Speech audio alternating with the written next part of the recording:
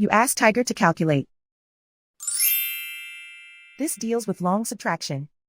The final result is 59. Let's solve it step by step. Rewrite the numbers from top to bottom, aligned by their place values. Subtract the numbers using long subtraction method. Because the upper digit, 8, in the ones column is too small to get a positive difference, borrow 1 from the digit, 1, in the next number place which becomes 0, and get 18. 18 minus 9 equals 9. Because the upper digit, 0, in the tens column is too small to get a positive difference, borrow 1 from the digit, 3, in the next number place which becomes 2, and get 10. 10 minus 5 equals 5. 2 minus 2 equals 0. And so the final result is 59.